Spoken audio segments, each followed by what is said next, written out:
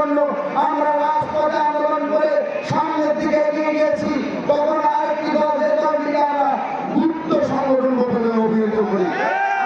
যদি আমি স্টেজের এখানে দাঁড়িয়ে আছি, আমি গণেশ চন্দ্র রায় সাহস, ঢাকা বিশ্ববিদ্যালয়ের ছাত্রদলের সভাপতি, আমি যদি এখানে বলি রোজা আর পূজা এক, আপনারা কি মানবেন? আমি যদি বলি দাঁড়িপাল্লায় ভোট দিলে জান্নাতে যাওয়া যাবে, আমরা কি আপনারা কি এটা মানবেন? আমি যদি এখানে বলি যে দাঁড়িপাল্লার বাইরে ভোট দিলে মানুষ দমকে যাবে, এটাকে আপনারা মানবেন? আপনারা হয়তো জানেন পার্শ্ববর্তী আমাদের একটি জেলা রংপুর 4 আসনের একজন এমপি ক্যান্ডিডেট, তিনি এক দল 11 দলীয় উপজোটের একজন সদস্য ছিলেন, একটা দল এখন 10 দলীয় উপজোট। এই উপজোট থেকে জামাত ইসলামের সে প্রার্থী ছিল, সম্ভাব্য প্রার্থী ছিল। তিনি অপর একটি জুলাই আন্দোলনের একজন আমাদের সহযোদ্ধা, তাকে স্যাক্রিফাইস করেছে। তিনি বক্তৃতায় এইরকম প্রকাশ্যে মজলিসে কি বলেছে জানেন? তার স্যাক্রিফাইস নাকি হযরত ইব্রাহিমের কুরবানির চেয়ে অনেক বড় কুরবানি। এটা বলে এই মুনাফিক দল আমাদের ধর্ম বর্ণ নির্বিশেষে আমরা সবাই মিলেমিশে কিন্তু আমরা এই দেশে বসবাস করি। আমরা কি সাম্প্রদায়িক সম্প্রীতির দেশ।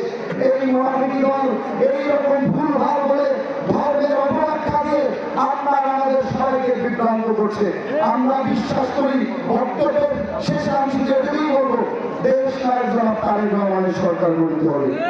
এদেশের হিন্দু, এদেশের মুসলিম, এদেশের বৌদ্ধ, এদেশের খ্রিস্টান, যে যার যার ধর্ম তার ধর্মীয় রীতি অনুযায়ী পালন করবে, তার ধর্মীয় ভাব বন্ধুত্ব অনুযায়ী সে পালন করবে। আমরা দেখেছি আবহমান কাল ধরে বাংলাদেশ সৃষ্টির পূর্ব থেকে এরপর পর্যন্ত এদেশের হিন্দু মুসলিম বৌদ্ধ খ্রিস্টান সবাই মিলেমিশে বসবাস করে, এবং হিন্দু বাড়িতে যখন হিন্দুদের পূজা পার্বণ হয় তার যে বন্ধু বান্ধব মুসলিম সম্প্রদায়ের আছে তাকে কিন্তু দাওয়াত করে, এবং সেই মুসলিম বন্ধুটি তার ধর্মীয় ভাব গাম্ভীর্য বজায় রেখে সেই হিন্দু বন্ধুটির দাওয়াত কবুল করে গ্রহণ করে।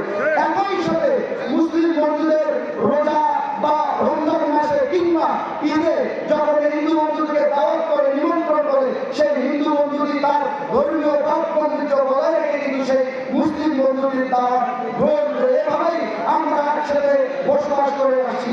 এই মুনাফিকি দলকে আপনারা সমাজ